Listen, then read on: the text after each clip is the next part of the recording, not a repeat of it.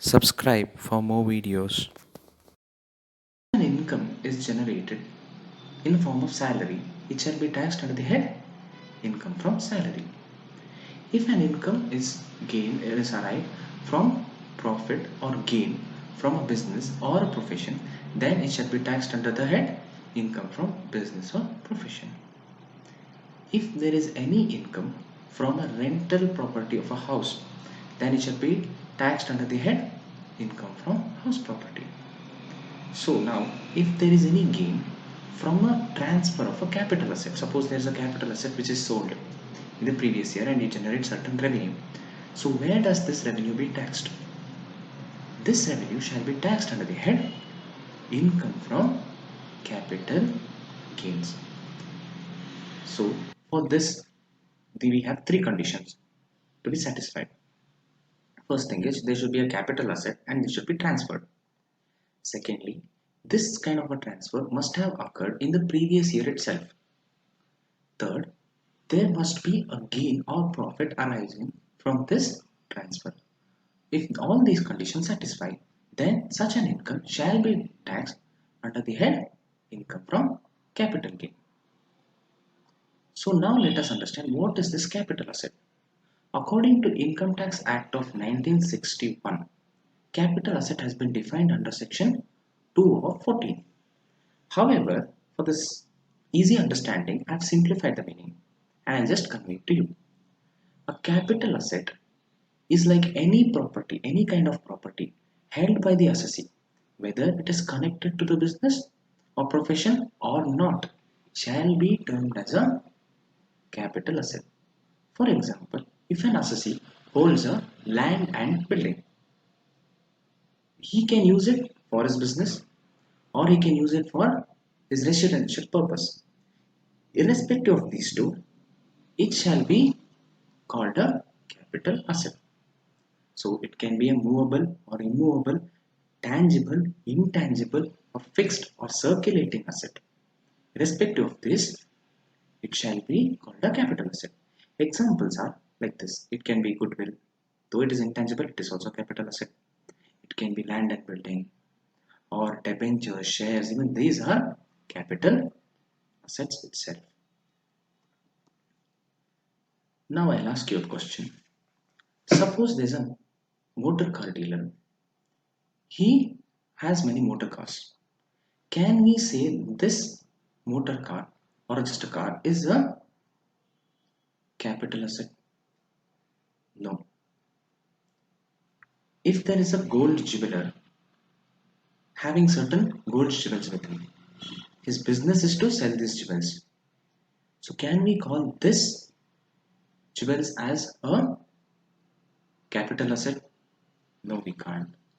The reason being that any stock in trade cannot be termed a capital asset. Any raw materials or consumable stores which are held by an assessee shall not be termed a capital asset. Right? Next, suppose if an assessee holds certain clothes for himself for personal use, can we term it as a capital asset? Or he might have some furnitures for his personal use. No, these kind of assets are not categorized as capital asset. So any movable property held by an assessee for personal use or held by his assessee's dependents for personal use shall not be a capital asset. But there is certain exemptions for this, such as jewelry or archaeological collections or paintings, sculptures, or any other artworks.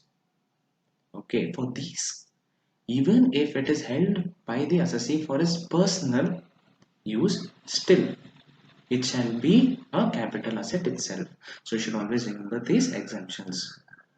Clear with this? Next, if there is an agricultural land outside the municipal limits, that is in a rural area. If it is in an urban area, it is called a capital asset itself.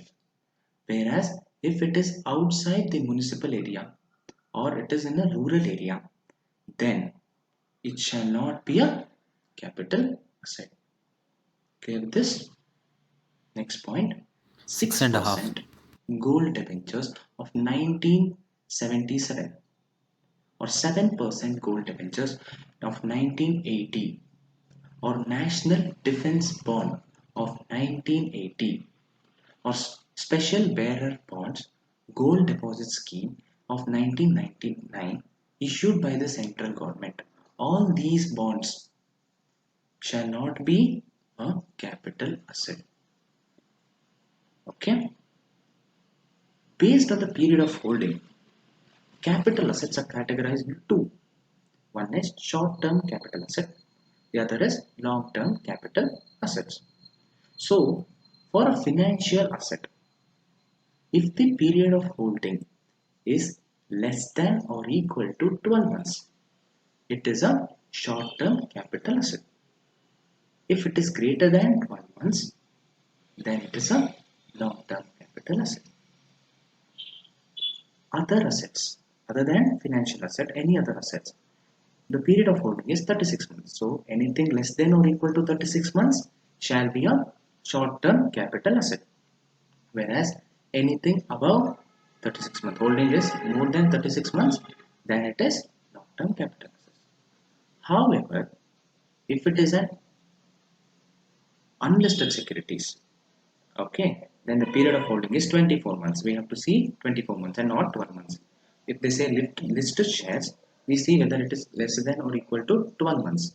Whereas if it is for a unlisted share, it is less than or equal to 24 months. Next, period of holding. So now, based on the period of holding, we see whether it is a short-term or long-term capital asset, right? Now we should see how do we determine this period of holding. Assets actually purchased. So if the asset is directly purchased by the assessee, what is the treatment?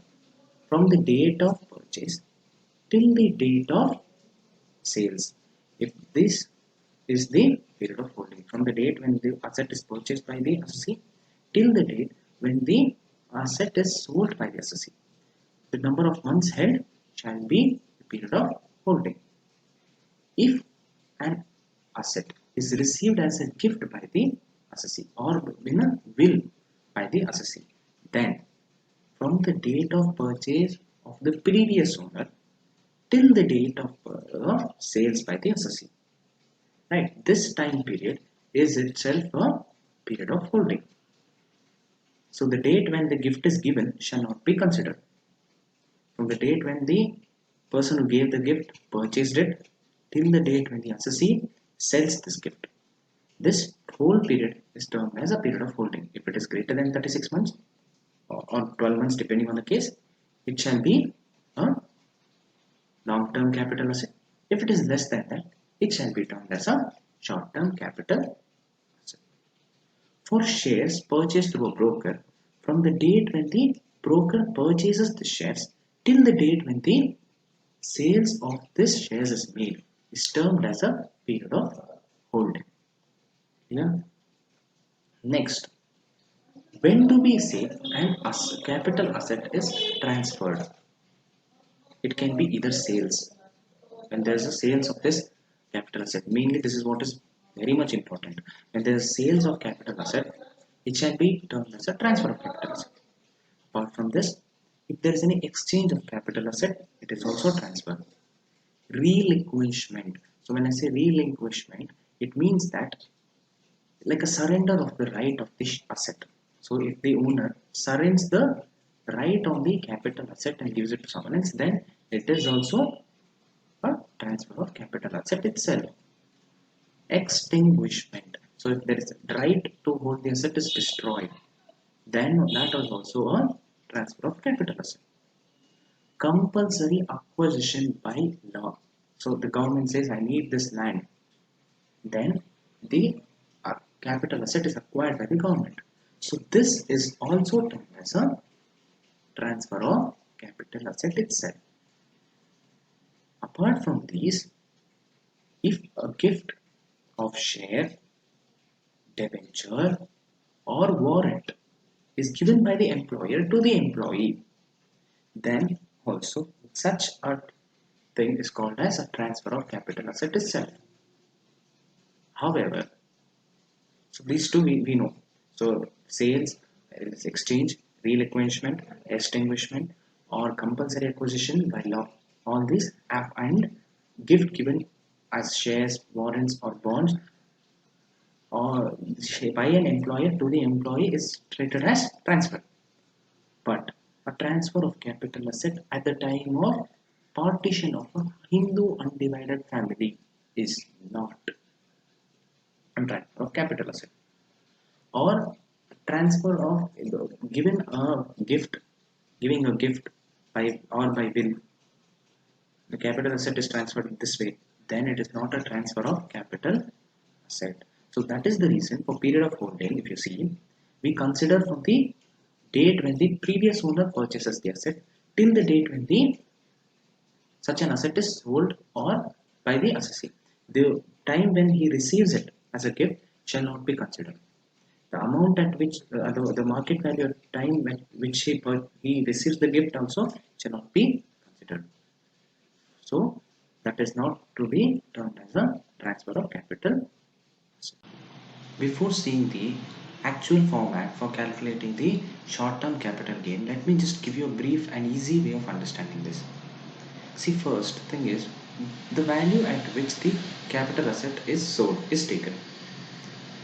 So that is actually the price at which the capital asset is sold.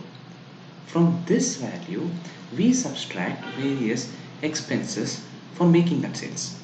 For example, the assessee would have incurred certain brokerage charges and etc. So those kind of charges are subtracted from this sales value. When he does that, he get the net sales value or the value at which the asset was actually sold. From this, he shall minus the purchase value, at what price he had purchased this.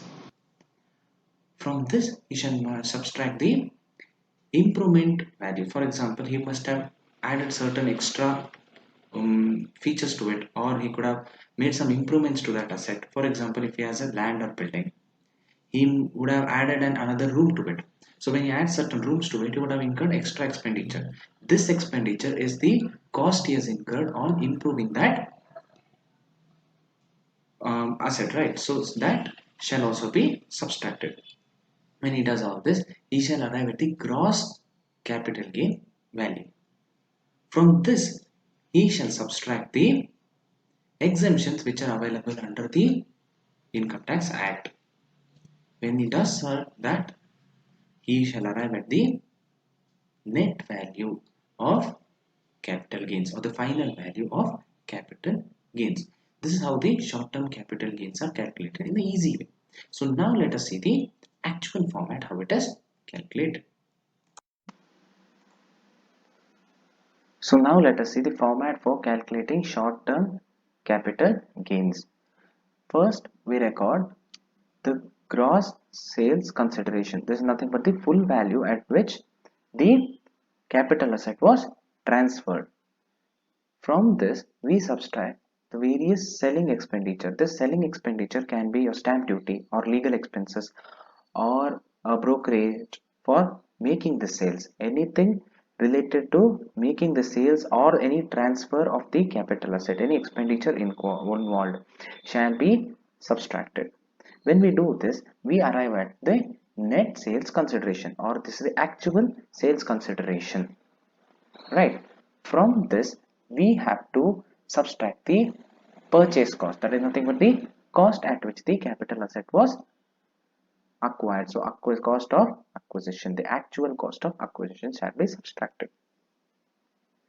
Apart from this, we also subtract the cost of improvement. If any improvements are made to the capital asset, that shall also be subtracted.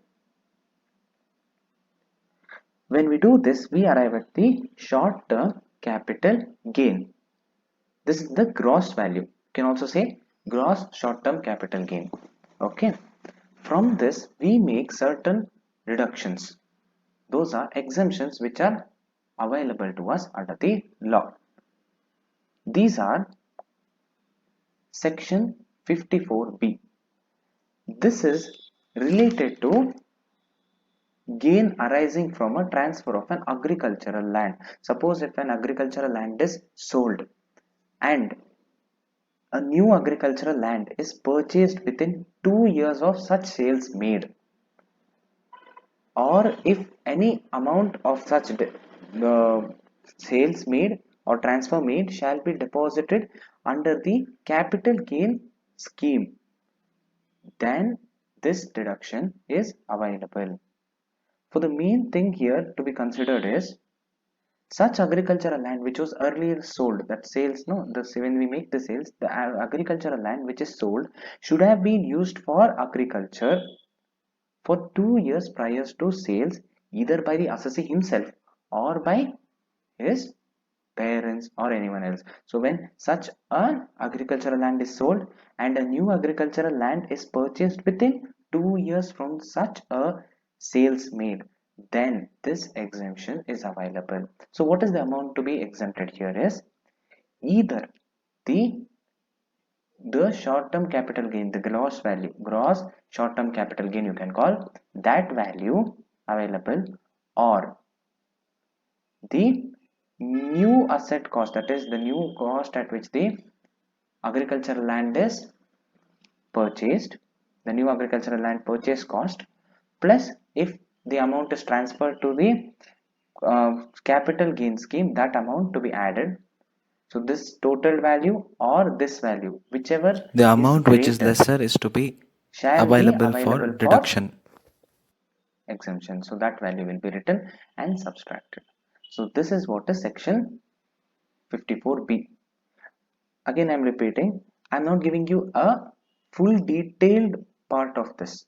This is just a brief understanding. There are many other adjustments related to this and more explanation required for this, but I am giving you just a basic meaning of this so that when you study it on your own, you can be able to understand the basic concepts. Then you can understand the various other adjustments as well. Okay, so now section 54D says that if an industrial land or building which is compulsorily acquired by a government which was 2 years prior to this used for industrial purpose only, and if a new land or building is acquired within 3 years from such a sales, or any amount is deposited in the capital gain scheme, and the new land which is acquired is used for industrial purpose, then this exemption is available. So what is the exemption limit? That is the gross value of short-term capital gain or the new asset purchase plus the amount deposited in the bank, whichever is less shall be allowed for deduction. That is section 54D exemption. Okay, again I'm telling you, I'm just giving you a brief understanding of what this exemption is. For detailed thing, you have to go through the section in thorough version. This is just a brief explanation given to you, right? So next is section 54G. So 54G states that any land or building or any machinery or any plant is sold or transferred for the purpose of shifting an industrial undertaking from an urban area to a rural area. If this is done, then this section 54G is available for deduction. Along with this, there's one additional condition to be satisfied, that is a new land or building should have been purchased, or a plant or machinery whichever is to be purchased, and it should be purchased 1 year before such a sale or within 3 years after such a sale, then it shall be available for exemption. Apart from this, if the amount is deposited under the capital gain scheme before the due date, then also exemption is available. The exemption amount is either the gross value of short-term capital gain or the cost of new land or building or plant or machinery purchased plus the amount deposited in the bank. whichever of these two is lesser, that shall be available for deduction or exemption, right? Next we have section 54 GA. This states that any land or building or machinery or plant which is sold for shifting an industrial undertaking or undertaking to a special economic zone, okay, and along with this there is an another new land or building or plant or machinery purchased either 1 year before such a date of sales or 3 years within the 3 years time period of such a transfer, then deduction is available. So what is the deduction? Either the amount invested in the new asset or in the gross capital gain, whichever is lesser, that shall be available for deduction. Once again I repeat myself, all these which I have explained here, the exemptions, are just a brief explanation. This cannot be like in-depth explanation. You need to go through the in-depth explanation for a better understanding of the chapter or this short-term capital gain. This is just a basic explanation because the in-depth explanation cannot be given in a video format so easily. So what I've done is I made it short and just a brief explanation have been given here. You need to go through the section in thorough for better understanding and gaining intense knowledge in this subject. So we arrive at, when we do this deductions, as I told you, we arrive at the taxable short-term capital gain. So this, all these exemptions won't be in all the sums. It will be different for different sum based on the transfer whatever we do, and sometimes this exemption is not given in the question. Then short-term capital gain gross value itself is the net value. It's the same thing. Only if the exemptions are given, then this deductions have to be done. Okay, so let us understand this with an example. So if you see in this example, they say Mr. A purchased an agricultural land in an urban area. So they're mentioning it as an urban area. So it's not a rural area and it's not outside the municipal limits. Therefore, it is to considered as a capital asset itself. On 1/5/2018 for rupees 2 lakh. So what is this? It is the cost of acquisition, the value at which is he has purchased this. I have not mentioned the rupees symbol here. It's just considered as rupees 2 lakh itself, mentioning it words. Okay. Then 1/4/2018. This date he has made this purchase, and he has sold it on 1/8/2018, which means to say that it is a short-term capital gain because he has made a sales within a period of 36 months. It's not exceeded that, right? For rupees 5 lakh. So again I'm repeating, I have not included the rupees symbol here. It is again rupees 5 lakh. He purchased another agricultural land on 1/10/2018 for rupees 90,000. So again I'm telling rupees symbol is missing here. I didn't add it. Okay, so 1/1/2010 he purchased another agricultural land, which means to say that he has made a new purchase of agricultural land, and the date is 1/10/2018, which is within 2 years from the date of sales, and deposited rupees 10,000 under on 1/10/2018 under the capital gain account scheme, right? And out of the capital gains charge, also find out the capital gains chargeable to tax. So let us start the sum. First we have to record computation. How do you compute the computation of taxable income from capital gain? Just the heading, you can give something else as well. Okay, assessee Mr. A, so the person, his previous year 2018-19, the assessment year is 2019-20, and we assume that he is a resident because there's nothing mentioned in the question, so we assume to be a resident. So particulars column, we have an amounts column. This is in rupees. Okay, first we record the gross sales consideration for 5 lakh rupees, right? Because he has sold it for rupees 5 lakh. Any realization expense or any selling expense or transfer expense is given in the question? No. So less realization expense, or you can say the transfer expense or selling expense, is nil. Therefore, our net sales consideration is 5 lakh rupees itself. From this, we subtract the cost of acquisition, which is rupees 2 lakhs. There is no improvement cost given to us, so that is not included. So the gross capital gain is 3 lakh rupees. 5 lakh minus 2 lakh is 3 lakh rupees. Now we have to see the exemption under section 54P. There is a new land purchased which is for rupees 90,000, which is within 2 years, within the time period, which is the time limit given to us, and an amount is deposited in the bank or anywhere under the capital gain account scheme as well, right? So these two have been satisfied. Therefore, section 54P is available here. So that exemption is available. We need to check whether the gross capital gain or the cost of new asset purchase plus the amount of deposit in the scheme is greater. Whichever is lesser, that is what we'll be giving for the exemption. So here 90,000 plus 10,000 will give you 1 lakh, and 3 lakh is the gross capital gain. Least of these two shall be allowed for deduction, and that is rupees 1 lakh.